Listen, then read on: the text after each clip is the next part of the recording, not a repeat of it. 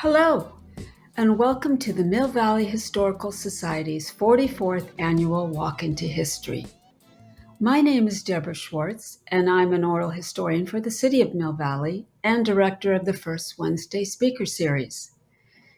Today, I am delighted to share with you the personal stories and remembrances of musicians and people involved in music as we take you back to the heady days between the 1960s to the 1980s when Mill Valley was a mecca for rock and roll. It takes many eyes, many perspectives to even begin to fathom the complexity of human experience. What we call reality or truth is so subjective. Oral history is much more than a collection of dates and events. Through the sharing of personal story, there is also the sharing of spirit, experience, and wisdom. This isn't a glossy production. Most of the recordings were made from the comfort of home versus a state-of-the-art recording studio. But this collection is infused with sincerity and the authenticity of personal experience. So please, sit back and travel back in time as we listen and watch remarkable people share about a remarkable time in Mill Valley's history.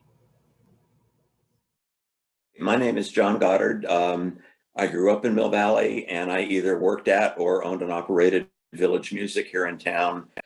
Started working there in 1957, took it over in 68, and we closed in 2007.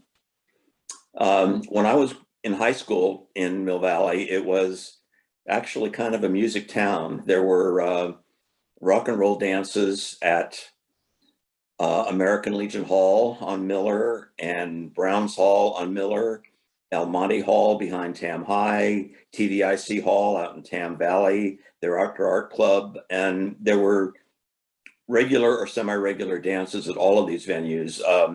Actually, at American Legion Hall, even Jerry Lee Lewis performed there in the late 50s. So there was not a problem when I was growing up of hearing a lot of live music around town. It's interesting that there were so many venues when I was in high school, but by the mid 70s, it took Jeannie Patterson months and months and months to get a permit for live music at Sweetwater. Just one of the indications of how the town changed. Hi, this is Bill Champlin. We're talking about Mill Valley, which is where I lived pretty much from seventh grade through maybe 12th grade, yeah, through senior in high school. Anyway, the music scene in Mill Valley, when I first got there, the first person I met was Charlie Deal. Everybody knows who Charlie was. He's the guy that invented the toilet seat guitar. He wasn't that much of a musician, but we always just kind of considered him the unofficial mayor of Mill Valley. He was like the welcome wagon. And that was when I was in seventh grade, just looking to find some situations where I could play. And then I got into Edna McGuire Junior High School. At that point of the game, I ran into a guy named Pete Searles, who was a drummer, and his older brother, Winston Searles, was the leader of the Custom Keys, which was really the beginning of the Mill Valley scene. I think John Allaire was also in that band. John was a great musician who's still hanging around Marin County. I think he still plays with Van Morrison whenever Van plays. So John's, I looked up to John. I still look up to John. He's just one of those major musicians, great organ player, great keyboard player, great singer. Want to shoot him. He's too damn good. But anyway, as I think he was one of the main guys in the Mill Valley scene. Some of the main guys were, I always thought Adam Foreman, who played with the Swingin' Deacons, he was really kind of a mentor of mine. He really helped me through a lot of different things like that. And one of the members of the Swingin' Deacons was a guy named John Cipollina, who played with Quicksilver Messenger Service quite a bit later on, and also played his little brother Mario was in the original Huey Lewis and the News. He was the bass player with that band. So it's it's a really small community, but the musicians that kind of grew up in Mill Valley all ended up kind of knowing each other at some level.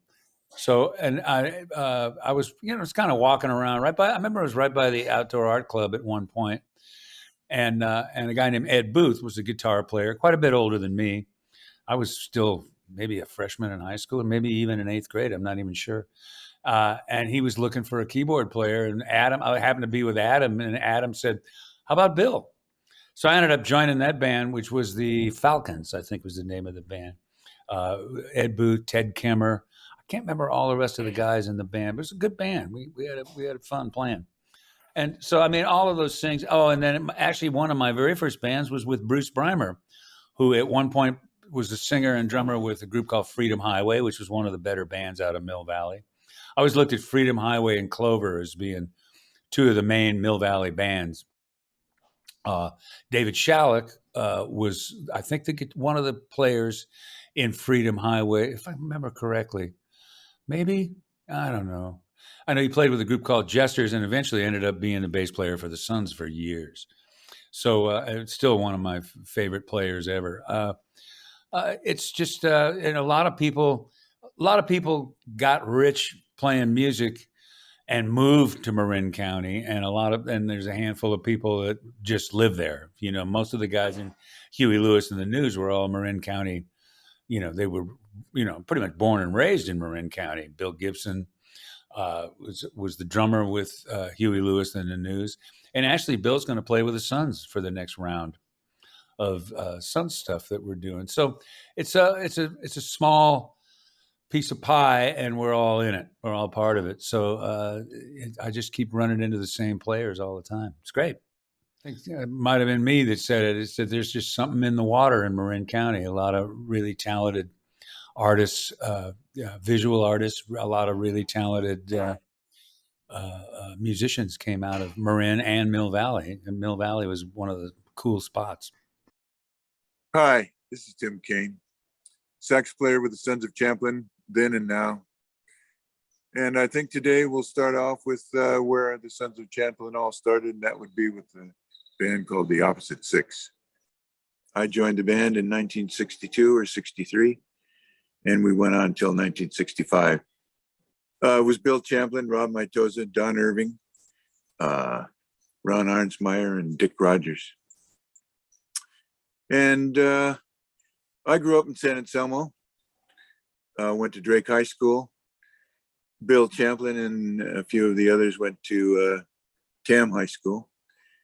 When I was a junior in high school, I got a visit from Rob Maitosa and Don Irving, who were starting to put a band together. They wanted to have a band that was the best of the bands in Marin County. They were going all over the county to find the best people.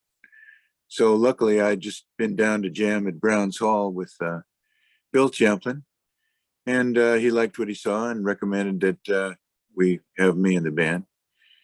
So we put together what we'd say is a horn band. People would say, "What kind of instruments do you have in your band?" And we go, "Ready, go. 2 saxes, 1 guitar, organ, bass, and drums," all together at the same time. Ha! And we played a lot of teen clubs, a lot of stuff around the county, parties and stuff. We had a great time. I think we even put out an album on not an album, but a single. It was called All Night Long. I think Rob Maitosa wrote it. Bill sang it. Bill Champlin. That band went on until Rob Maitosa, the leader of the band, got drafted, and also Don Irving, the guitar player, got drafted. And so Bill and I were just rambling around at College Marin as sophomores at College Marin. And in the cafeteria, we put together a band with Terry Haggerty, John Prosser, and Jimmy Myers, all students at College Marin there, because we heard that bands were needed to play for sock hops or for dances after the games, the football games. It was in the fall. And so we tried to come up with a name, and the name we came up with was the Master Beats. We thought that was an appropriate name for college students. But the night before the day before the gig on Friday night, we got called into the dean's office, and he said there will be no band on Friday, the Mr. Beats. So come up with another name. So that's at the time there was a movie with John Wayne called, or somebody called, The Sons of Katie Elder. So we called ourselves the Sons of Father Champlin. After that, it's history. We shortened it down to the Sons of Champlin. I guess Bill didn't want to be the father image. And so we went on to be the Sons of Champlin, and had a number 11 single on KYA, was our big hit. I remember pulling over in the car and listening to it on the radio, and everybody going, "Oh my God, this is fantastic."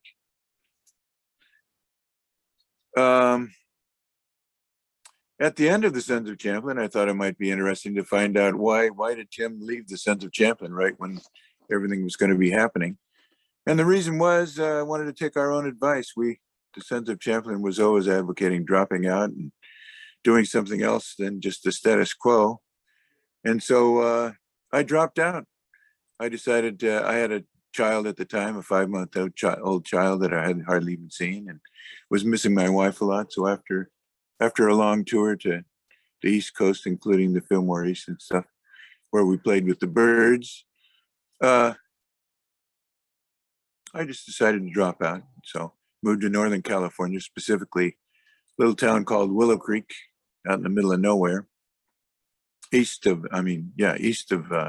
Arcata, about 50 miles up in the mountains. Spent 15 years there. And then at the end of that, came back and started a career for music for children that lasted for 30 years. That brought me up to 10 years ago or so when I got back together with Bill Champlin, and I've been playing with the Sons ever since then. Hi, my name is Charlie Kelly, and for 42 years, I was the roadie for a group called Sons of Champlin. And I've been asked to explain how I got that position. In 1966, I was in the process of flunking out of College of Marin. But while I did that, there was one easy course that I took, easy if you could sing, which was chorus. And the whole thing is that you practiced and you had one performance, and if the performance got a good review, then everyone in the class got an A. And in that class was pretty much every rocker or wannabe rocker that was then attending College of Marin. And so during that time, of course, I met a lot of future musicians. And when I got out of the Army a couple of years later in 1968, most of my other friends had dispersed either to the military or college or some other location. But the only people that were still around from my pre-Army service were the guys in, well, various musicians and the Sons of Champlin in particular. And for whatever reasons, just because they were friends, I started hanging out with them. And eventually they needed someone tough enough to be a roadie who was not going to be drafted, because that was a big concern at the time. I had been drafted, was in and out, and didn't have any concerns. And one day I was asked, could you get a Hammond organ up a flight of stairs with one other guy? And I said, what's a Hammond organ? And they pointed to a very large and heavy object. And with one other guy, I got it up a flight of stairs. And at that point, I was hired. And I learned everything else I needed to learn on the job. So I remember my first weekend as the Sons of Champlin roadie, and the only skill that I really brought to the mix was the fact that I could drive. And so the first shows that I worked were in Los Angeles at a place called the Kaleidoscope, and also on the bill were a couple of pretty big names, Sly and the Family Stone and Canned Heat. And that was only the second time that the Sons had ever actually left Marin County for any kind of far environ. The other time had been they'd gone to Denver in 1967. But all I can remember is that it was an insane experience. With you're being flooded with new sensations and new experiences, and at the same time you have a job that you're supposed to do that you've only been doing a week and you really don't know how it works. But it was really exciting to be in the middle of that for the first time. And I'm not sure that the excitement ever really wore off. It was really fun to work on big concerts. The other side of that is that when you can work on big concerts, and then you can also work in a lot of sleazy dives, which I also did. And so it's a really, the music world is crazy. It is full of strange characters. Some are self-destructive, but it is an amazing world to live in for decades. Hi, my name's Terry Haggerty. Let's see, I was the guitar player in a band called Sons of Champlin, born and raised in San Anselmo. Became familiar with Mill Valley early on because my best friend Tim Kane played in a band with Bill Champlin, who was raised in Mill Valley. So that was my initial introduction to Mill Valley. And one of the things that I really loved about Mill Valley, I mean, it's always been very nice, but when I first started spending time in Mill Valley, which is, 1962, roughly around when we could drive, then, I could leave San Anselmo and get to Mill Valley and parts south. And I just met so many amazing people in Mill Valley, so many beatniks and so many really progressive thinking people. And the town at that point was such a quiet place. It was just so bucolic. It was hardly any traffic on the streets, there had the big East Coast diaspora hadn't really happened yet. So it was just really established, artists more than anything else. Mill Valley was just truly a place of eclectic artists. And that's where we, the Sons of Champlin, we met our manager. We met him at the Fillmore, but he lived in Mill Valley up on Bayview, right on, shoreline, off of shoreline there. And that ended up being our band house. And that's when we kind of got introduced to psychedelics, and we would spend a lot of time sitting there, looking out on Muir Woods in one direction or looking out over the whole Bay Area in the other direction, high on LSD. And then part of the routine was when we finally came down enough to where somebody could drive, then we'd drive up to the mountain and we'd drive all the way up to the lookout.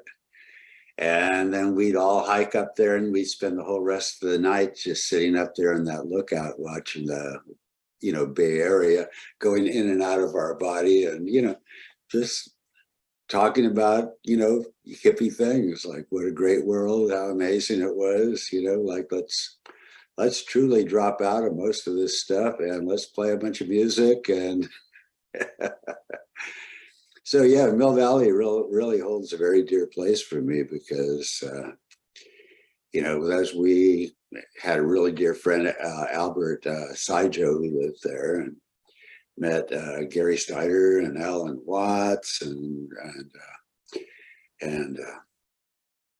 Zachary Hussein and Al Raqqa and just all these amazing people there, and in the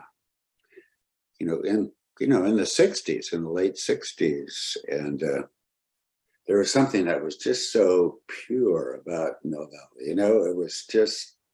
It was just a way of thinking and a way of being that, as great as Marin County was and as just wide open as it could be, it was still a really political place, and big landowners. And my dad was a musician, and he was also the assistant county recorder, so I became familiar with the Giacomini family, wonderful family, but there's classic old school Marin County. So if you wanted to really experience some really crazy thinking, fun stuff, Mill Valley was the place to go, you know.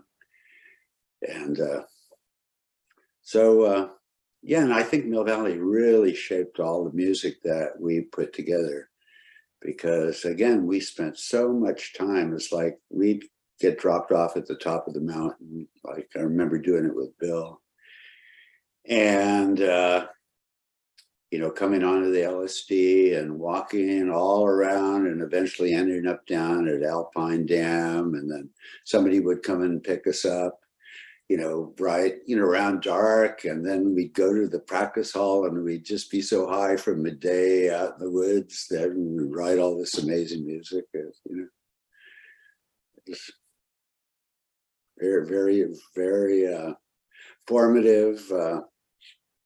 And again, that's what Mill Valley is for me. I mean, Mill Valley these days is really, it's changed. There's still a lot of really great people, but it's not just like everything else in the world. There's so many people, there's so much money, and there's so much ambition and so much willpower. Back in the 60s, you know, the whole idea of using your will for anything other than your own personal development wasn't a creative idea. It was something we were trying to get away from, you know.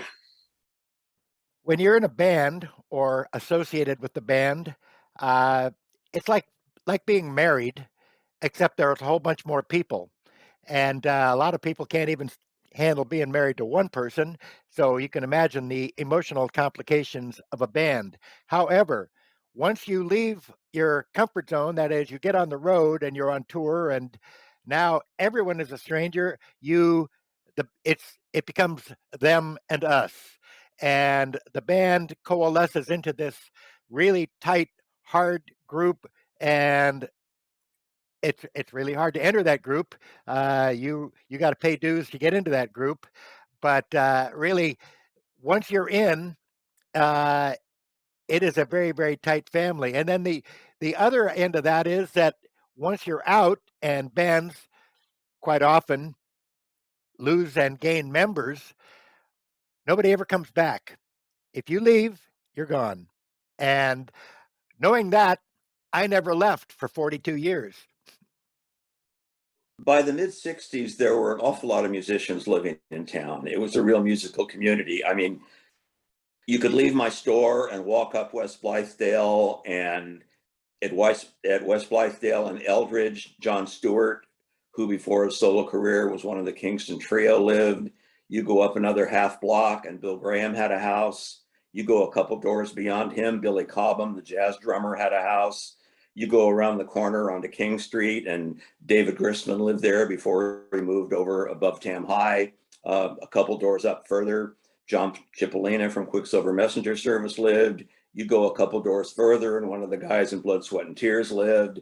You go up a little further and the Cipollina family home where John grew up, and his brother Mario, who was in Huey Lewis and the News. You go the other way on Blythedale, you go down East Blythedale, a block down, Marty Ballin lived across the street from Scout Hall. You go down another block and Dan Hicks had a house sort of across the street from Pharmaca. A couple doors further down, Huey Lewis's business offices were. You go around the corner onto Carmelita, and Mike Bloomfield lived there before he moved in his house up above Reed and Miller. And people like John Hendricks, the jazz singer, lived in town. Van Morrison lived here briefly. Santana lived here briefly.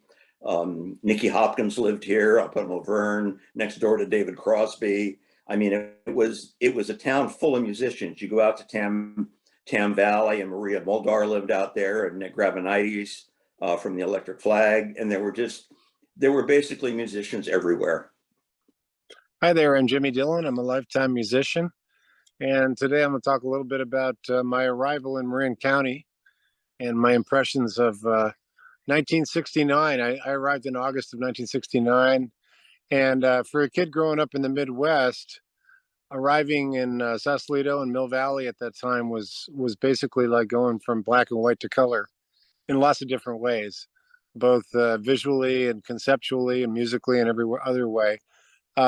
Just to kind of give you a picture of what it was like back in 1969, there was still this sort of blush of the summer of love, and this kind of mystique in San Francisco was still going on, the Fillmore and all the magical things that were happening.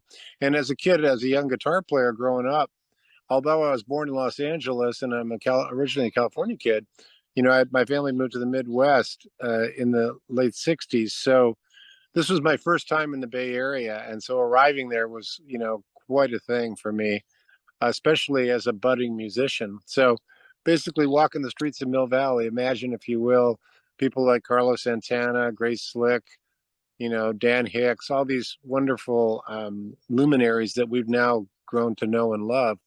They were all just kind of people on the street at that time. They're just around. And it took me a minute to really get used to that. But, I got to tell you, the sights and sounds of Marin County and specifically Mill Valley at that time, Mill Valley was pretty sleepy. It wasn't quite the thriving, it wasn't what it is today. It was very quiet. But at the same time, it was kind of had this small village mentality with a big city sensibility, if you will, because it had all these stars. Now, one of my fondest memories, though, was going to a place called Prune Music, which was, I think, on Locust Street, over there by the 2 a.m. Club, which is still there. And I used to go in there and just sort of drool over all the different guitars and amps. And there's a guy named Larry Craig who's gotten to be, a pretty well-known guitar guy. And I ended up working with him through the years. But he was in the back working on guitars and stuff like that. And Mike Bloomfield, who at that time was one of my heroes, he was in a band called The Electric Flag that I came up with. And before that, Paul Butterfield Blues Band. So to be, rubbing elbows with people like that, for me at 17 years old, was a pretty amazing thing. So that when I think back and I remember the sights and sounds of Mill Valley and Marin County in general, I was just a young guy hitchhiking around. The fall was magnificent that year. It was one of those summers that went into December practically, and I wasn't used to that, being from the Midwest. I was used to winter and snow and all that. So all the colorfulness, both musically and nature-wise, are what I remember coming into Mill Valley in 1969, August of 1969. Come to find out, years later, I spent most of my adult life living in Marin County, and like some of us, we've seen it change, but I still find the magic there. I come back and play the Sweetwater once or twice a year. I live in a place called Maui, Hawaii, which as you can see, is pretty tropical over here. So although I love living here, it's always nice to come back to Mill Valley, play the Sweetwater, see old friends, and play with musicians who've come to be family for me, and lots of old friends as well. So it's fun to reminisce and look back with maybe a little bit of wistfulness, but also with look back fondly on the days that we've all known and that I've known and many of us have known, watching Mill Valley go from this sleepy little kind of unknown village to a place that's now extremely well known and quite affluent, actually. In the days when I was there, it wasn't. It was pretty, believe it or not, it was pretty cheap to live there and pretty doable, even for an artist. Someone once said, in terms of the way things get gentrified, sometimes the artists have to leave and go other places. I didn't find that to be true. I stayed in Mill Valley right up till a few years ago, and then I moved to Maui, and I still consider it my second home. But some people say, yeah, all the songbirds have left and the crows have moved in, which is that's a little bit of a dark kind of thing. But places change, and really nice places, the word gets out, and I think a lot of times they get gentrified, as I mentioned before, and people either live, they migrate north and do whatever they have to do. But I remember going to the Fillmore at that time, Winterland. Sweetwater hadn't actually started yet, but that was one of my early memories in Mill Valley, was playing the Sweetwater in the 70s, actually.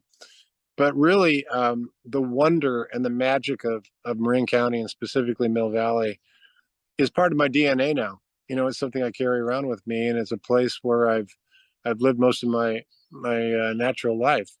So I'm really grateful to have had that experience, to have gone there, and people say, oh God, you were in Marin in 1969. And I know some people were there earlier, but for me, it was a great time to arrive and and it's great to reminisce and think back on it, and still appreciate the magic that is Mill Valley today. You know, the film festival, and you know, not only the new guard that's moved in, the techies and all that, but also some of the old guards still there. Myself, wasn't alone. Different people that I've known over the years are still around, and we still carry the torch. So thanks for listening today. I hope you enjoyed it. These are my memories of Mill Valley, California, 1969. Hey there. I am Dory Collar, and I live here in Mill Valley, and I'm going to tell you a little bit about the music scene here and how I came to be here and how wonderful it is. I About 1973, I was 18 years old, and I had decided I was going to quit college and move to California to play music. And I came out here, and the first thing that happened to me was I got picked up hitchhiking by Bill Champlin and got to find out about the Suns. And then I was staying in a house where it turned out it was a band and they needed a bass player for their gig at a couple of nights, which was at a place called Mr. Lee's, which was down in Marin City, kind of where the Causeway is, where that office building where Glassdoor is now. And so I was here like less than a week, and I had already met a very famous, wonderful musician in the area who told me all about the scene and gave me all kinds of great advice. And I had a gig. That same week, I asked around to see if Jerry Garcia or the Dead or anybody were playing around, and it turns out that Jerry was playing with a bluegrass band. They were doing their first shows at the Lion's Share in San Rafael, and they were called Old and in the Way. And so I went up there and I struck up a conversation with the guy standing next to me at the bar. I was underage, but I had a long beard, so I could pull it off.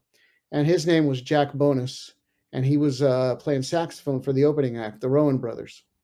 So we talked for a while. I told him how I was coming out to play music, and I asked him if he could get me backstage. And we walked up to the backstage door, which was like a swinging, like, dining room kitchen door, and he pushed me through and he said, "You're backstage."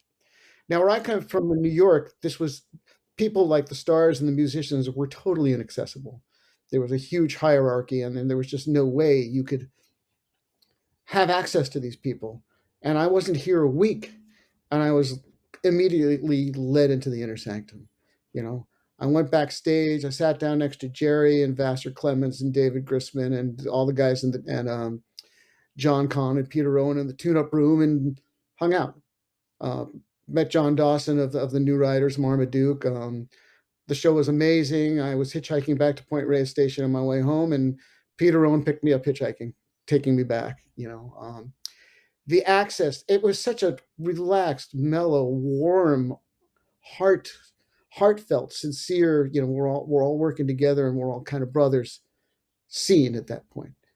That it was just a beautiful thing to be accessed. Within that first year, I ended up working at a bluegrass festival in San Rafael, and Moore Garcia, and hanging out with Emmylou Harris and Nicolette Larson, and it just kind of went for that. I was hooked. Within the first, I was 20, and I had met and played with all of these people already, rehearsing in bands, playing at the Marshall Tavern, hanging out with Banana and everybody else from that band, and it's just an incredible scene, and it still is. There weren't that many. I mean, the old mill had live music every once in a while, which is across the street from the depot, and then Sweetwater when Fred Martin took it over from a bar restaurant called the Office. But there really wasn't like when I was growing up. I mean, Brown's Hall was probably the main venue for at least a decade, from the times of bands like the Custom Keys and the Ramrods and the Swingin' Deacons, which was John Cipollina's early band. He later became a guitar player with Quicksilver Messenger Service.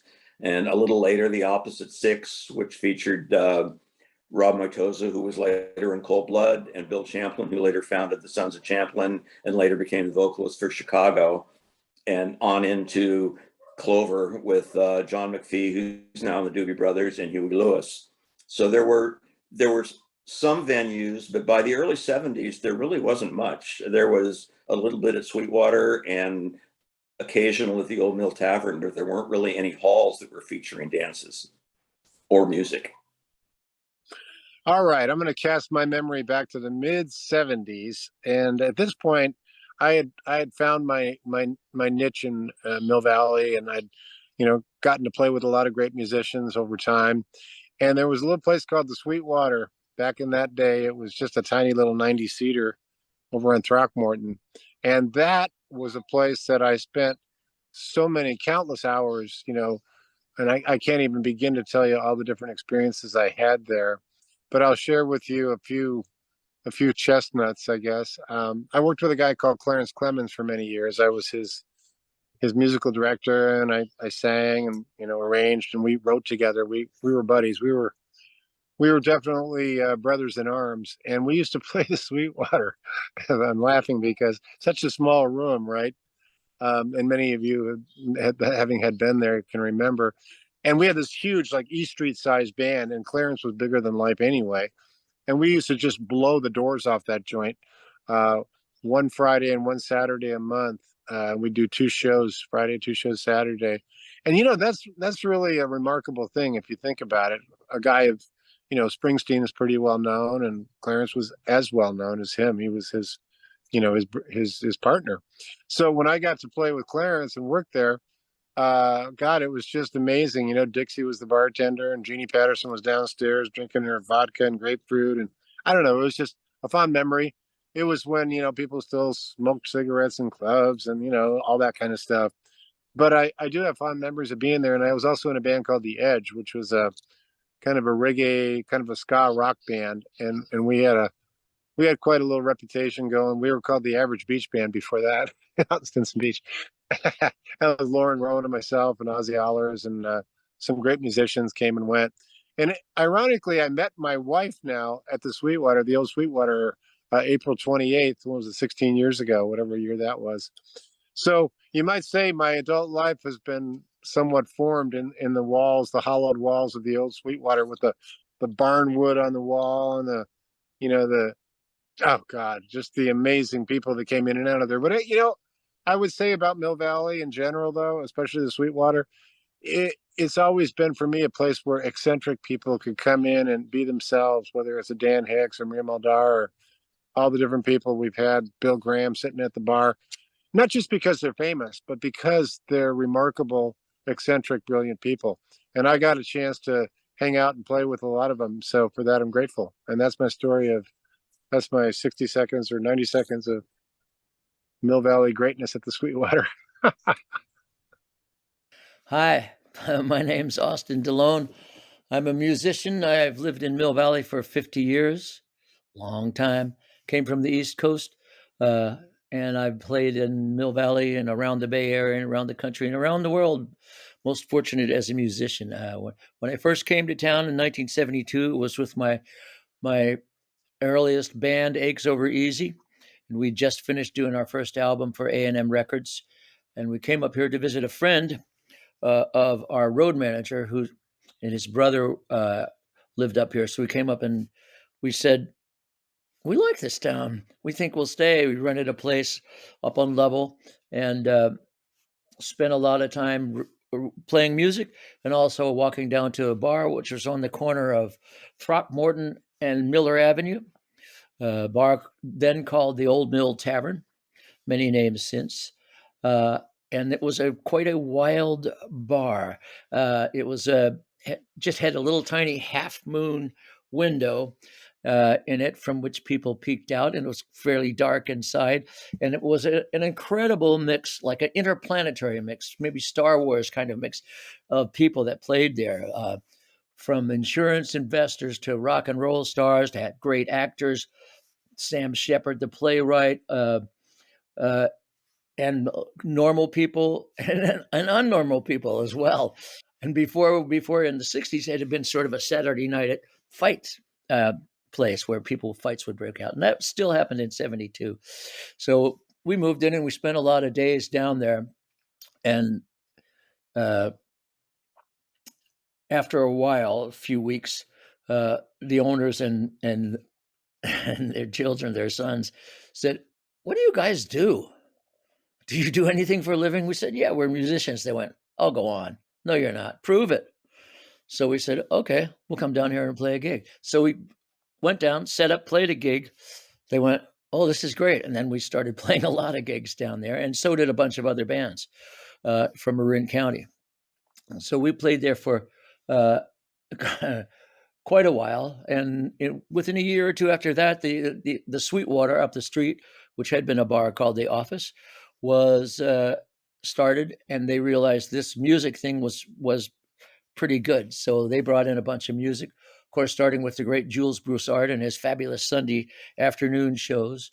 And then after that, lots of local bands and Jeannie Patterson and her great husband, Jay, both of them unfortunately gone, brought in some bands. And John Goddard from the great music store, Village Music, decided he would have some parties down there. And he knew some very, very well known. One of his biggest customers was B.B. King, and another one was Elvis Costello. People who would, when they came into town, would stay at the Howard Johnson's at one end of town, and or B.B.'d stay on his bus and then go up to Village Music to get records. So John started throwing some parties, and I started helping him by being basically sort of music director and putting orchestrating bands, putting some different combinations of people together. I mean, and the list of people that played there was spectacular. Ry Cooder, Otis Clay, Elvis Costello, Nick Lowe, Jerry Garcia, Carla Thomas, Charles Brown, Bonnie Raitt, and the list kind of goes on and on. So these were spectacular parties, which of course got noticed by many people in the music industry. And so the Sweetwater itself, at this point, with mostly just Jeannie at the helm, became internationally known. Was one like everybody said, would like to play at the Sweetwater. People from Canada. Robert Cray came down from Seattle with his young band and started playing. So it was a place of just phenomenal music, a tiny little club, about 125 people. But such a great place to see anybody and such an intimate spot.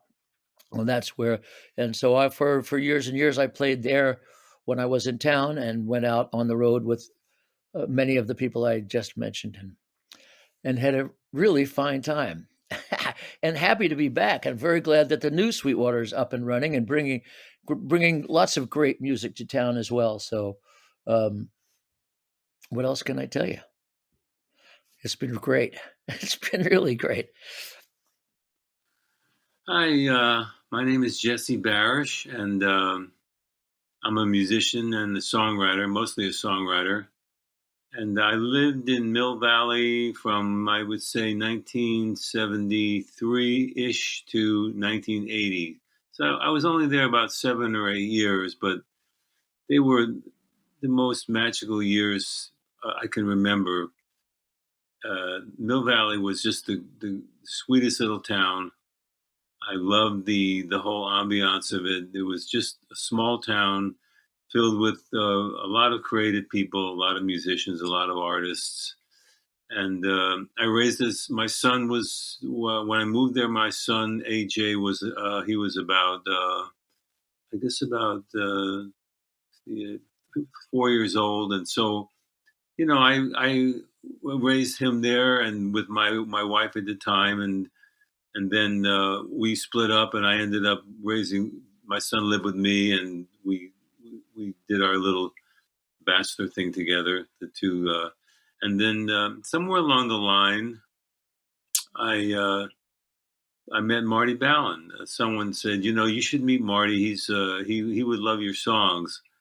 The guy's name was Kevin Kern. He was leaving Mill Valley. He was coming to L.A. to work at the Roxy doing sound. And before he left, he took me to Marty's house. And that was the beginning of an amazing friendship and connection. And he became my mentor and started doing songs of mine with the Starship and got me a deal with RCA and produced 2 albums for them and with me and my band, which consisted of Audie DeLone and Jack O'Hara, Jay David, and Doug Kilmer, and Jim Ralston and Johnny DeCaro. I had a huge band of great musicians, and we did a couple of albums for RCA, and all this was taking place in this beautiful little town that was, Mill Valley was. I couldn't imagine living anywhere else. And now I've been in Venice for like 35 years, Venice Beach, and I guess this is my home now. The last time I went to Mill Valley, it was a different vibe. All the places I remembered were gone, and Marty was gone. He passed away, and the whole vibe was different. I'm sure if someone moving up there without any previous memories would love the town because it's geographically beautiful. It's still a gorgeous place, but the Mill Valley that I remember is gone. I guess because of the people are gone, and then Marty with the Starship did "Count on Me," and that became a hit song. Then I left Mill Valley in 1980, and Marty was recording "Hearts," and that became a hit on his solo album. So we had a great run together, and I miss him dearly. And this is life, I guess. Life in the big city. People come, they leave the planet, and you go on. Life goes on. I wrote the song. I guess it was 1976. I was living up on Marion Avenue, higher up on Marion Avenue. I remember writing the song.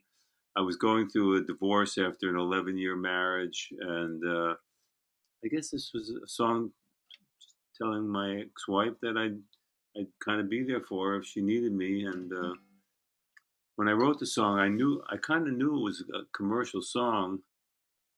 I usually didn't feel that way, but I felt this had potential. So I did a demo of it and played it for Marty. He loved it. We did a demo of it at Wally Hyder's, and got me a deal with one of the songs that got me my deal with RCA. And while we were recording the album, I guess Paul Kantner or someone in the Starship heard it, and they wanted to do it. And so I had to decide whether to save it for myself or let the Starship do it. And so I decided to, let them do it. And the rest is history. Here's a little bit of it. I'll sing it for you. Precious love, I'll give to you. Blue as the sky, deep in the eyes of a love so true. Beautiful face, you make me feel light on the stairs, lost in the air of a love so real. And you can count on me, yeah. Count on my love, darling. You can count on me. Count on my love to see you through. Anyway, that's a verse, and there were two more verses, but I just leave it. I'll leave you a little taste of that. Hey, I'm thinking about Bob Greenwood at this point, and I think really what a great thing he was for Mill Valley and Mill Valley music. I mean, a lot of people have gone through. I mean, once again, Bill Gibson, I think, was one of his students earlier on. But Bill's a little younger than I am, so I wasn't there around that time. I know Mark Isham at one point was a trumpet player with the Suns, but Mark ended up being one of the better soundtrack composers in Los Angeles, and I run into him every once in a while. George Duke, you can't say too much about George Duke. Bob Greenwood was instrumental in keeping music in front of his face and learning it and playing it. I met George when I was, I don't know, I might have been in 7th grade, and he was playing piano behind some stuff that my sister was doing with Bob Greenwood. So Bob Greenwood was a really, really cool thing. He really kind of liked where I was going. My music training, it wasn't about music training with me. It was more about teaching me how to be a band leader. And he was one of the great examples of how to do that.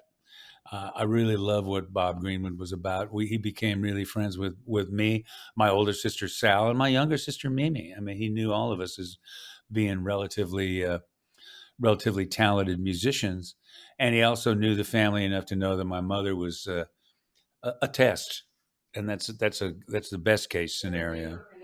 Yeah, she was. We had a little. I had a little deeper connection with Bob Greenwood, and I ended up being married and being a dad in my senior year of high school. And I remember that when I came in after Brad was born, I came back into the class. I wanted to finish up my senior year just to get a diploma. I didn't want to drop out and do all that. So he was the first guy who says, "Okay, now's a good time to keep your zipper up." And Bob Bob Greenwood, he just had a really, really cool approach. He was a very, very good musician. He's a great bass player. As a matter of fact, I think he got food poisoning once at a gig we were both playing, some kind of society gig somewhere he was playing, and some of the food wasn't good. So it was weird because Bob Greenwood had to bail out for about a month, and they couldn't find a musical substitute teacher, so they just sent in a substitute teacher, and Mr. Greenwood called the principal and said, "Just give my classes to Champlin. He'll take it over." And I ended up teaching all of his classes, beginning band, advanced band. I wasn't teaching anything. I was just working on music that he'd already started us working on. So, but we did like a concert or two, and I ended up sort of doing that for a little while. I think I got a Bank of America award for it or something like that. But Mr. Greenwood was, he always saw something in me that a lot of other people didn't. And that's what you call a really good teacher. He's no longer with us, but I've kind of kept in touch with him after I was gone. And he's just, "Bill, you're singing great." Come to Son's gigs. He said, "You're really singing well. Could you maybe enunciate a little better? I can't understand a word you're saying." I said, "Mr. Greenwood, it's R&B. Give me a break." Anyway, that's even as I was in my 30s, he'd still be a teacher. It's just the nature of the guy. Really good guy. I really loved him a lot. I'm Rita Abrams, and I'm honored to be in the company of all these fantastic musicians. And I am best known, no matter what else I do, I'm best known for having written the Mill Valley Song. So the easiest thing I've ever done creatively, which was to write that little song, became my calling card and the thing that I'm most known for.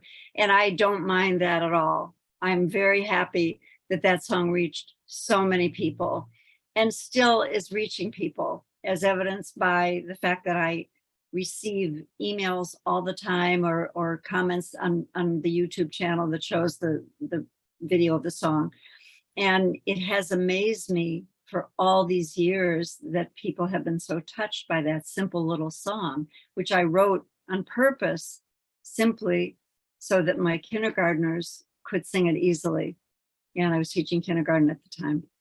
And so what it's shown me is that people, as one of the DJs said, everybody has a Mill Valley in his heart.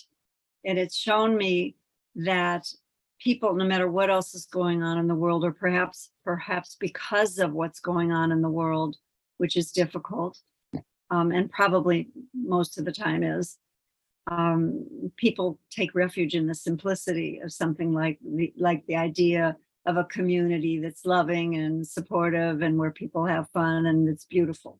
The magic came from Mill Valley, and the best way I can put it is that it was a pivotal time and place in my life that's had ripples that are still going on, and it's giving me the most fulfilling career that I could possibly imagine, and that is being in service to musicians and particularly guitar players. from a humble beginning of just being a repairman and a guy that kept all the old amplifiers working well to listening to what was the complaints about all those old amplifiers. That led me to some groundbreaking innovations, namely the invention of high gain, where the sensitivity of an amplifier is not doubled or quadrupled or increased by 10 times, but it's increased by about 80 times by virtue of putting one more tube stage of amplification in what was the normal standard amplifier layout. Now, engineers and people at Fender and Gibson saw this and they said, that is too crazy. Nobody can do that. It won't work. It can't be reliable. It's going to be unstable and noisy. And partly they were right, but I worked my way through all of those problems and solved them all. And that really became the voice of rock and roll. One thing it did was it separated desirable distortion characteristics from playing loudness. And that was the holy grail at the time. At Prune Music, fixing everybody's amps, almost everybody had the same complaint. Either my amp is too loud for a small room, or for me to turn it up and get the distortion I want, it's too loud. Or if I have a smaller amplifier and then I can turn it up and get the distortion I want, but it's not loud enough for bigger rooms. So what do I need? A whole bunch of different amplifiers. What I was able to do was create internally the overdrive characteristics that largely duplicated what an amp turned way up, sounding like it's blowing up, but then able to turn down the loudness as a separate function. And again, the ripples that's had. Well, here I am, 77, and Mesa Boogie is now known worldwide and actually has been since the very earliest days, because this was a pioneering sound. And one of our leading customers at Prune Music, just a guy who used to hang out and be one of the whole Prune squad, Carlos Santana, as he said, he and I kind of put each other on the map. Because he recorded with this unique sound with this high gain little amplifier. And as he toured the world on after the Abraxas album, I was contacted from every country he went to, Japan, South Africa, all of the European countries, everywhere he went. People would say, wow, how do you get that sound? And look at that little tiny amplifier. How do you, what? And he would say, well, that's my friend who lives out under the redwood trees in Lagunitas. And, he figured this out at Prune Music while we were all just hanging out. And so as you know, it's almost my destiny to be able to do this, because I grew up in a musical family, although I don't play guitar. A lot of other instruments, but not guitar. I loved tinkering with electronics when I was a kid. So this is the perfect combination of electronics and music. And what am I doing right now? I'm working on another amplifier design, right down to the circuit boards. And the circuit boards are a work of art the way I do it. And the reason why I say that is, if you're going to take your time and enjoy it, it's art. If you're in a big hurry to get to the goal line, it's a job. And this is so fulfilling. It's been a creative, wonderful thing. And people know now that Gibson has bought the company. And I did that. First of all, I'd given most of the ownership to my top guys, just given it to them. And then several years later, we were approached by Gibson, and it seemed like the right time to make sure that there's ongoing longevity. And well, like I said, I'm 77. I'm still designing amps for them. For us, it's still a collective deal. What a great life it's given me. And it all starts at Prune Music. And it all starts in Mill Valley at the base of the spiritual Mount Tamalpais. Hi, everybody. I'm Bill Steele. I was a founder and operator of Prune Music in Mill Valley in the 1970s. And recently did a little webinar with Deborah Schwartz and the Mill Valley Historical Society. One of the things that came up after the webinar was the question, what is it about Prune Music that you remember that really grabs you? If there was one thing that happened during your tenure at Prune Music, what was it that grabs you? And I have to say, it wasn't anything having to do with the rock stars or the events that we put on, or the guitar show, or all the wonderful things that happen at Prune Music. It was around the terrible incident, the death, the murder of the Shalek family. And the reason that comes to mind every time this question comes up over the years is that spontaneously, after the event, Prune Music became a meeting place, a place of mourning, a sanctuary, if you will, for people that knew the Shaleks. We knew the whole family, the parents, both the boys, and their surviving son, Dave, of course, was the bass player of the Sons of Champlin, near and dear to us all. And his younger brother, Dan, was a constant presence at Prune Music. He would be in those famous jam sessions that happened and so forth, and he'd sit there and play and riff off of Archie Williams Jr., that is, not the guy that the high school's named after, but his son, who's a tremendous jazz guitar player. And they would riff off each other, that he would... And the other tragic thing about it is that Brent Bedean, who was the killer, was also a Prune Music visitor on an irregular basis. He wasn't a musician, but he was a neighborhood kid. So the whole thing was just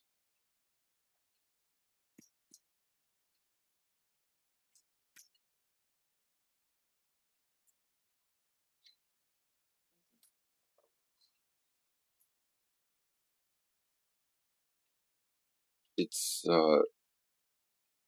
hard to, after all these years, understand how strong the feelings I have still are, but that's why I think this one particular moment is the moment that sticks out for me as the illustrative moment about Prune Music and the community of Mill Valley. Because, yeah, I mean, I remember Gino Cipollina coming down. That's John's, Mario's dad. He came down from his real estate office over there on Blythedale, and he grieved with us at the store. Yeah, it was. There wasn't really another place that I know of in town where people could go under this particular set of circumstances and feel the same kind of togetherness. And it just seemed natural. You know, there wasn't any planned event or anything. It just happened. It was an organic thing, like most of the stuff that happened at Prune Music. And it's something that I'll always cherish, right? Is that feeling of, I didn't think about it at the time, but I'm so happy we were providing that space for people. At the time, it just seemed like, well, I'd use the word normal, but it seemed like, well, what else would happen? People would come here and talk about these people. And, yeah. And it lasted for days. When Dan's body was, lying in state of rest at the funeral home over Miller Avenue next to John Cordy's place, we would visit on the days. I think it was there for a weekend or a couple of days at least, that people would go and visit. There was one particular day when a lot of us went over, and stood by him and remembered him and told stories. And some people slipped things inside of his coffin, you know, so that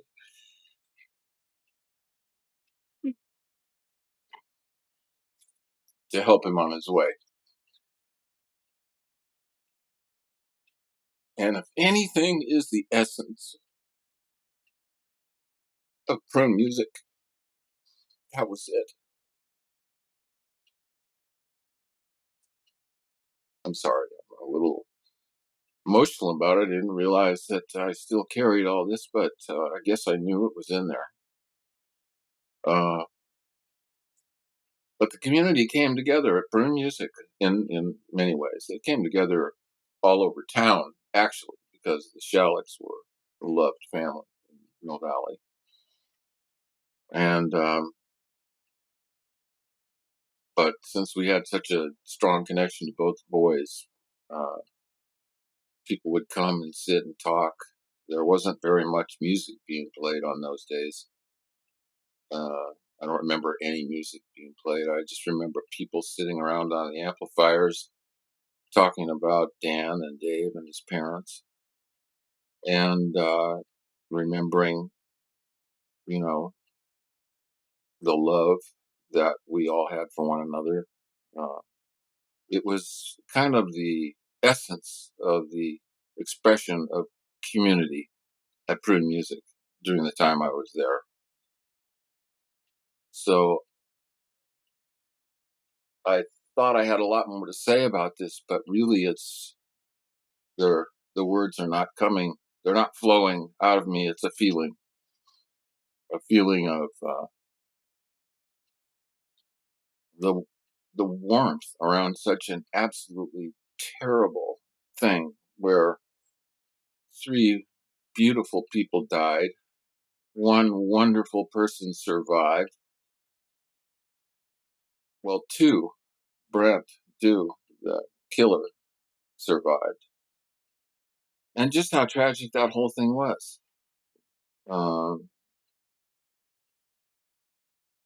Yeah, I don't know what else to say about it, but for me, that is that expresses the essence of the community presence of Prune Music during my tenure there in the 1970s. My name is Lucy Mercer. I am the founder and artistic director of Throckmorton Theatre, located at 142 Throckmorton Avenue in downtown Mill Valley.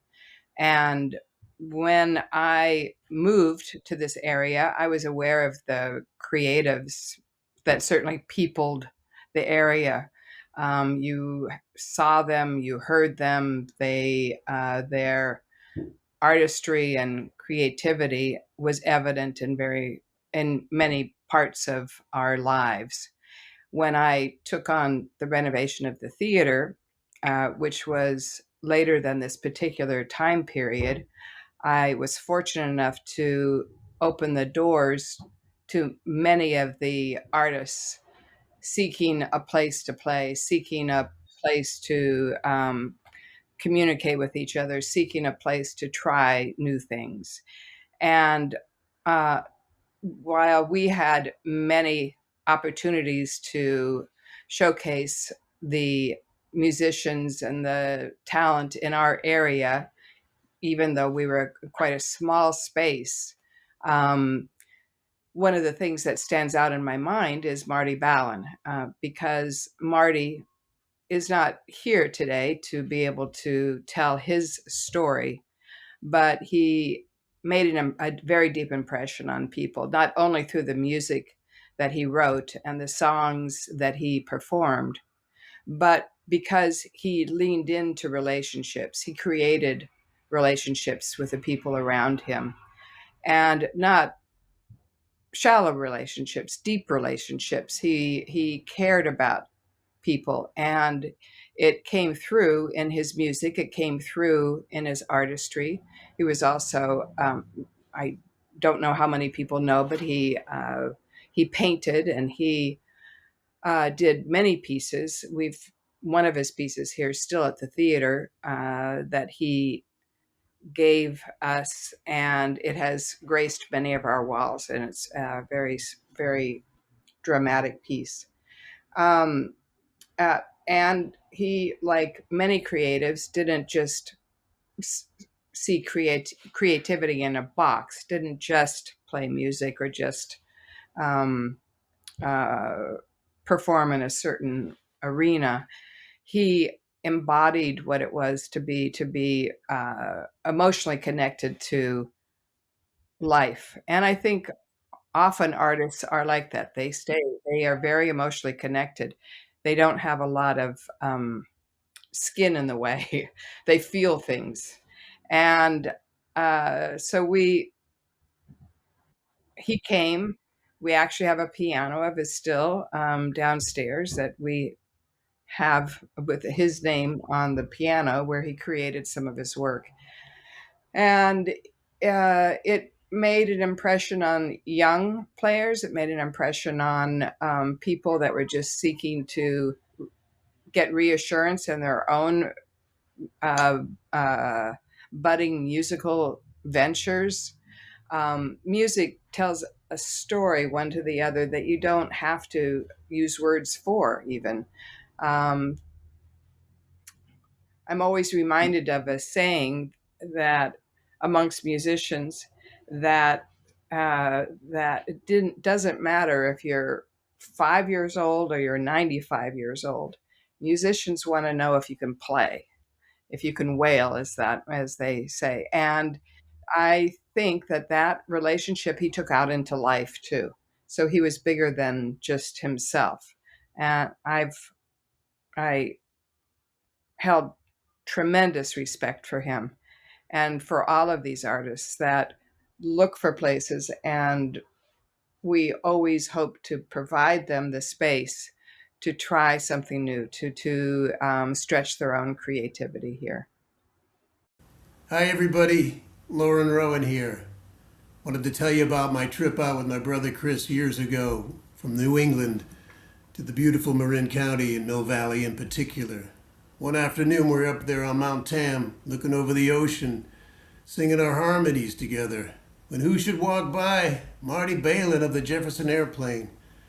We got to talking. He said, "Boy, it sounded like a choir of angels I heard over the hillside." So we were kind of stoked, and we got to be good friends with Marty. He actually recorded a couple of my tunes for the Starship and his own projects.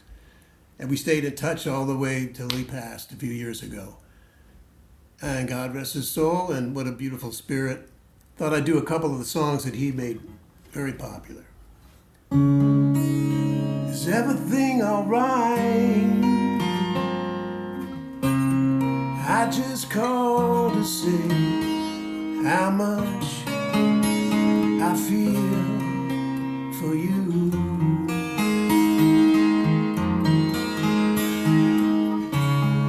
Miles away, I really can't believe I'm here, and how I still care about you. And hearts can break, never meant together. Hearts can be that way. Hearts can cry when love won't stay forever. Hearts can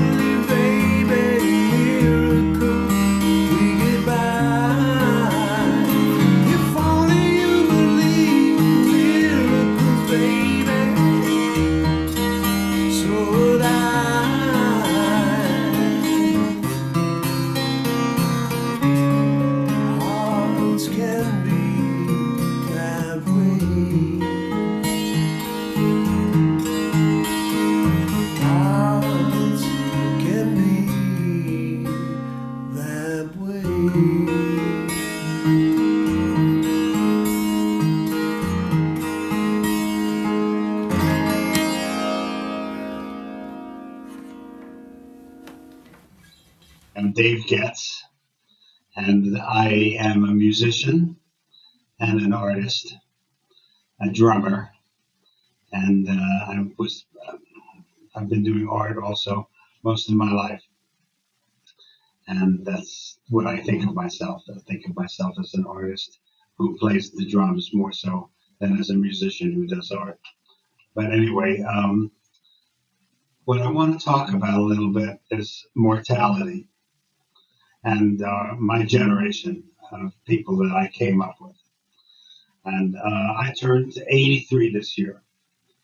When I started playing with Big Brother and the Holding Company back in the 60s, I was 26, and I was one of the older guys in the bands, and some of the rock bands in the Bay Area and Mill Valley. We lived in Lagunitas, and we lived in the city, all of that. And I was 26, and a lot of guys were 22. A lot of people were 22.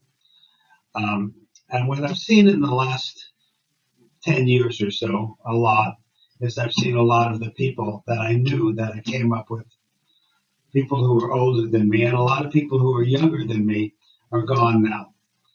And it's a strange kind of ambivalent thing for me because on the one hand, as an artist and as a musician, I want to sort of separate myself from just being a person who just was connected to that time of someone, a relic from the 60s. I want to continue to be vital as an artist. I want to continue to do new music. I want to continue to make new art. I want to continue to grow and actually get better as a drummer, as strange as that sounds at 83. But inside my 83-year-old body is still that 26-year-old guy. And so I go on social media. I was just talking about that a little bit. I go on social media a lot, and almost every time I go on, or every week, there's somebody that I knew from my musical generation, meaning someone who came up in the 60s who has passed away in this time. Last week it was Gordon Lightfoot. Gordon Lightfoot is a guy that I actually met in 1968 when Albert Grossman signed Big Brother and the Holding Company to a management contract. He came out to San Francisco, and Gordon Lightfoot was with him. I didn't know who Gordon Lightfoot was. A lot of people didn't. And we went and had Chinese food in Chinatown together. And, so, and then a couple of weeks before that, it was David Crosby. David Crosby was the guy when we were recording Cheap Thrills.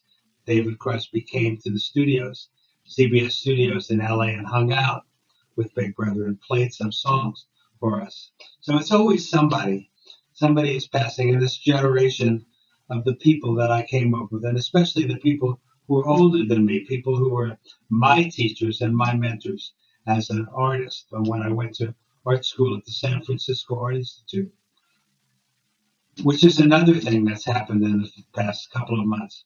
The school that I went to, which was so important in my life and in my formation and what I think and how I live in the world as an artist, was the San Francisco Art Institute. And my experience there before I got into rock and roll in the early 60s, that experience really shaped the way I think and the way I think about art, and also the way I think about music and the way I think about life and how I want to age in my life and what's important to me, the values that I have. And that San Francisco Art Institute went bankrupt in this last year. It's defunct now. It's very sad for me. But I've seen a lot of people go in this last few years. And so we think about mortality a lot. I think anybody who's 83 years old does. And you think kind of what I want to do. And as I say, there's an ambivalence because on the one hand, I'm very attached to the generation I came up with. This is the 60s and some of the values and the music that was created in that time, which I still think much of it holds up in time now. And that's a great thing, is that some of the things we did have a great shelf life. And I don't feel that way about a lot of music that came after us. But I feel like that we created some good things. And at the same time, as an artist, I don't want to be stuck in that time. I want to be living right now in this time as an artist, creating, picking up the vibe and the zeitgeist, the spirit of what's happening right now, and still be creative and still be creatively growing, both as a musician as an artist. So there's a kind of a paradox there, and really, there's not much more I can say about it, except that if you've lived as long as I have, you have to accept ambiguity and paradox about a lot of things, and if you don't, you kind of you don't have much. You're not going to have much communication with me. The people that I can relate to and the people who are my friends understand ambiguity. Hi, I'm Darby Gould. I'm a singer musician from the Bay Area. I came to the Bay Area 35 years ago, singing with the band World Entertainment War. And through that band, I branched out to many other Bay Area bands, such as Jefferson Starship, and later on, and presently, and Big Brother and the Holding Company. It was always a community and word of mouth to meet these other amazing musicians. It's a great story of meeting Paul Kantner from the Jeffersons, as I call them, since there's so many versions of that band. But his daughter, China, was a friend of mine, and she was dating a singer of another band that World Entertainment War played with quite often. And she had given Paul a cassette of our band. We were being managed by Bill Graham. We were the last band managed by Bill Graham back in the late 80s, early 90s. And Paul enjoyed the cassette and started to come to my shows. And in the end, there was a Christmas party of bands, both World Entertainment War and a band called Psychofuncopus. And I met Paul, I met Grace Slick, and soon after I was singing on a demo for Paul Kantner, which turned into later replacing Grace in Jefferson Starship. And with any band that I've performed with, Big Bang Beat, I've been working with for decades. You meet so many people with so many amazing talents, and everyone knows everyone. You wouldn't know it unless, now with social media, it's a little easier to put together. But you would be celebrating with one band, and then there's another band with you, and you find out they've all known each other or they play in another band. Everybody branches out, and just to make music. Music is the connection. Music is how we have a family. Whenever we have a Bay Area show, whether it was with the Jefferson Starship or now with Big Brother and the Holding Company, whenever we play locally, it's sort of a family reunion of sorts. We have more people backstage than we do in the audience sometimes, because there's just so many family members and longtime friends and musicians and connections. Sometimes we even try to get many people on stage with us as we can, because it's such a family affair, playing the music and just making it. I'll try. Okay. It's been both an amazing journey and a very large challenge to sing Grace Slick's songs as well as Janis Joplin's. I am certainly not the personalities that they both were, and I'm honored to celebrate their music and their talents, but I'm not an impersonator. Sometimes there's been misunderstandings with whether the band was if I was actually Grace Slick on stage when I was younger, or if I am replacing Janis Joplin. That's not possible. I don't sound like them. I am just sort of celebrating their spirit and the songs that are so good. It's tough when you're singing and people are used to seeing icons like that. But I do my best to celebrate that magic.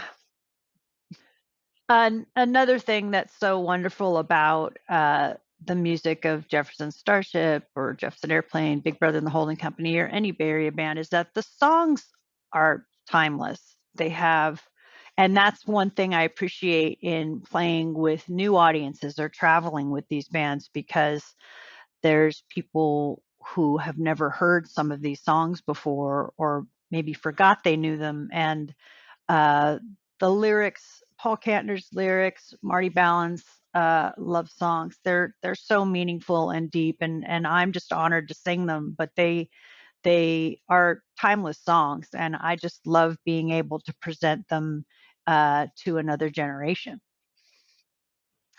I have a daughter who has been raised on music and performance, and she is an aspiring singer and has worked in the business, I should say.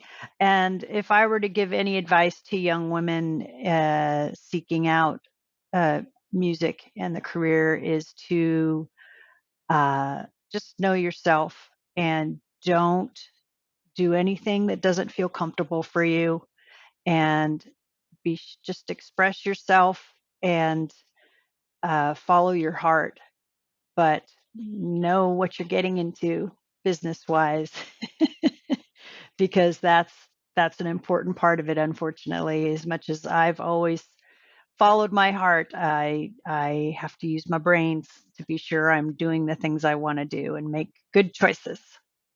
But it's a wonderful way to express yourself. It's a great career to uh, have it be part of you. When I got out of the Army, I bought a Peugeot 403 because I had to have a car. And when I started working with the band, my car became community property. And quite often, I would be riding around in the back seat of my own car because Bill Champlin really liked driving my car. And one day, one of the guys in the band borrowed my car for the umpteenth time, and he didn't come back with it. Where's my car? Well, it quit on me, and I just left it where it quit. I never saw my car again. But I still had to get around. And at that point, guy I knew said, "Well, I got a funky bicycle in my basement. You want that?" And I said, "Sure." And so at the age of 24, I stepped over a 10-speed bicycle for the very first time.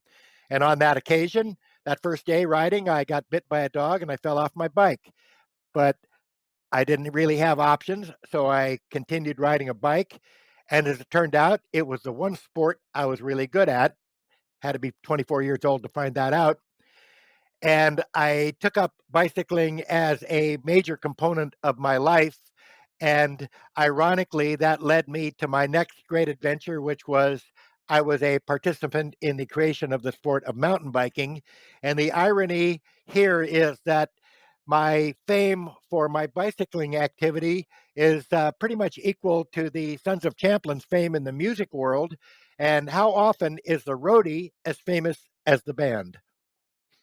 The main thing I learned about being a record store owner, I learned from both Sarah Wilcox, who I took the store over from, and Chris Strockwitz, who had our Hooley Records in the East Bay, and a guy named Art Walker in San Jose, who I worked for at a store called Discorama in college. I think the main thing I learned was don't expect to make any money and have as much fun as you can possibly have. And those were the main two lessons. I think my favorite thing about being the record store owner was the people I met. People that I'd idolized when I was growing up became acquaintances and friends. And to me, that was the best part. My good friend Alex Call grew up here in Mill Valley. I came from the East Coast, but when he and I hooked up together, we started writing songs, and we both flashed about our childhoods. They seemed to commingle, and he loves the town too. He worked with Huey Lewis in Clover, wrote some of Huey's songs. He wrote A675-309. Alex Call, dear friend of mine, we still write together. Here's our song we wrote for all our childhood friends that grew up to be our circle of friends. Well,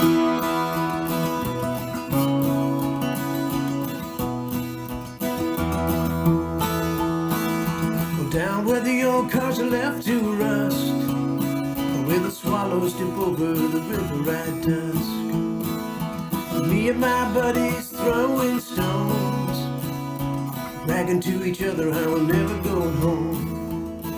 My circle of friends.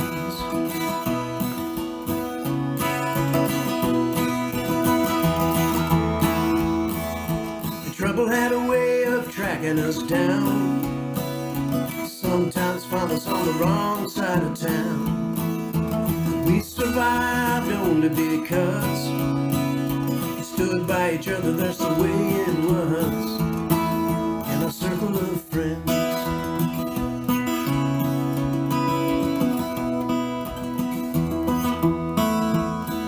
In a circle of friends is a ring of trust that can never break, that can never rust, made of the dreams we shared back when all we had was a circle of friends.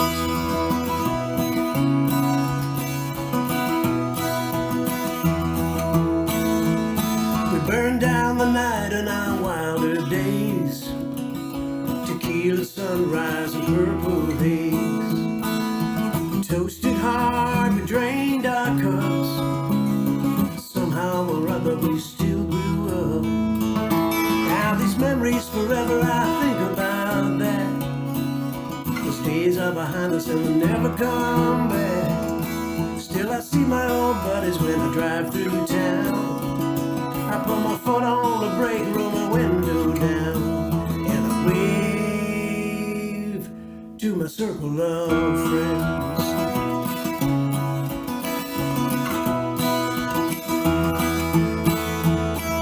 And the circle of friends is a ring of trust that can never break, that can never rust, made of the dreams shared back when all we had was a circle of friends.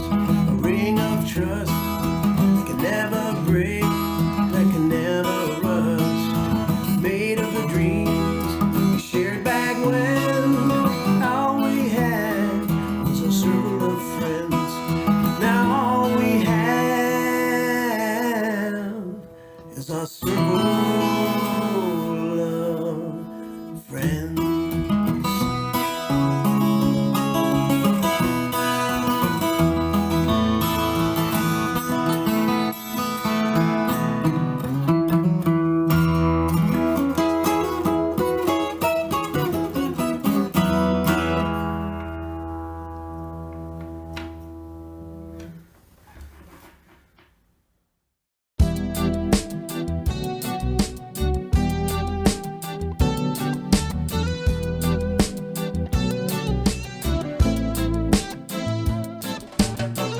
You were there when the world was in color.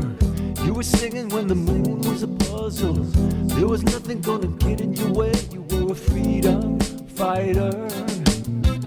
Long ago when the streets were magic and the rain washed away the darkness, could not believe the way everything was so much brighter. The sun came out and everything was new. It all became a different view. From where you stood, you saw the change coming down like thunder.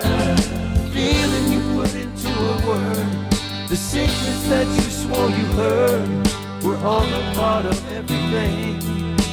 Through the days of wonder, days of wonder, all those days of wonder. In the mountain shadow, you're the place where you were living. express this emotion. It was a moment there in history. Everything was more than you could imagine. Realized you were just a drop in this ocean. The sun came out and everything was new. It all became a different view. From where you stood, you saw the change coming down like thunder. Feeling you put into a word. The secrets that you swore you heard were all a part of everything. Through the days of wonder, those days of wonder, all those days of wonder. Kaleidoscoping rivers run, the fantasies that came undone, then all came back together as something new. And those days of wonder that you went through, days of wonder.